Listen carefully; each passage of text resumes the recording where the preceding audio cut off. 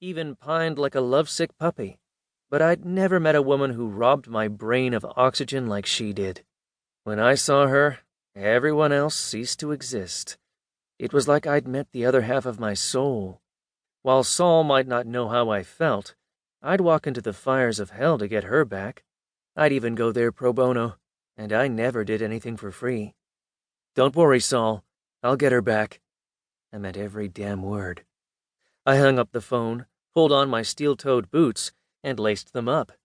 A few seconds later, the 9mm was out of the safe and holstered to the waistband of my jeans.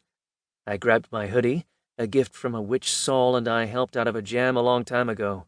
The stake on the back was a little on the nose, but I loved the deep red color. It might simply look like a cool sweatshirt to others, but it was bulletproof and would ward off low-level magic attacks. It was priceless. Fluffy flew off the table and landed on my shoulder. Are we going to save the princess? Imps were notoriously good eavesdroppers, just like Link and Mario. Saving the princess was a story as old as time, and I'd never stop fighting for this one. Fluffy grinned. Old school. I like it. Sometimes old school was the best. I armed the security system and ran down the stairs.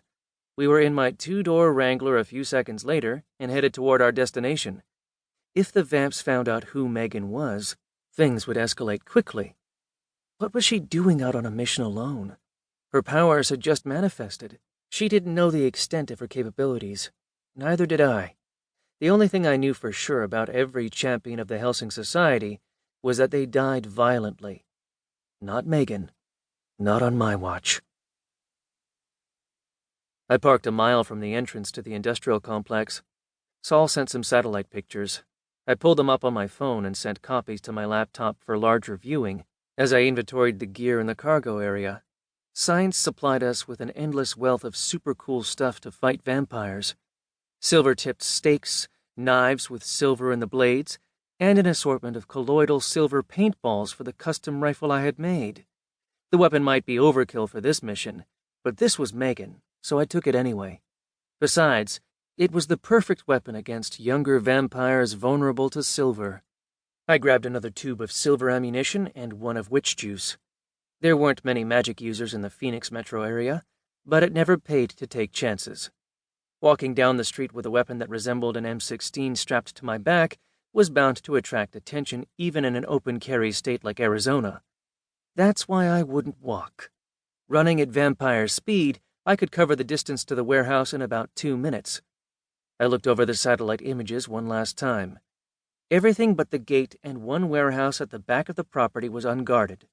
It seemed too easy until I remembered the security equipment. In addition to a standard alarm system, there could also be motion sensors, pressure plates, cameras, and infrared or temperature sensors in use. I closed the rear gate, locked the Jeep, and turned to Fluffy. I'm not going to offer you a deal. I just need you with me on this one. The imp looked touched. Let's say you owe me one. I glared at the little bugger. Within reason. Fluffy landed on my shoulder. Don't worry, Dylan. We'll get her back. My demon was hard to figure out. She wanted to help, but had an internal block that stopped her unless we made a deal. I still got angry about it on occasion, but realized that in her strange way, Fluffy was trying to assist me. The asphalt thundered beneath my feet as I sped down the road, headed for the warehouse complex. Of course, waltzing straight in the front would be a mistake. Instead, I did what any good burglar would do. I broke into the lot next door. It was full of junked cars and heaps of rusty scraps. I didn't see the value, but maybe someone else did.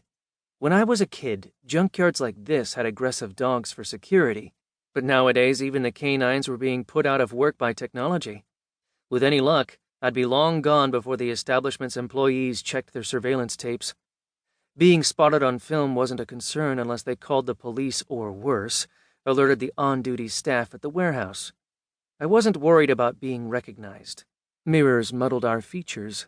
Photographs and videos made us look out of focus and washed out, like an overexposed photograph. The effects made us harder to identify. It was a damned handy personal security feature when answering questions inside a police station at 3 in the morning. That could be anyone on that video, officer, I swear.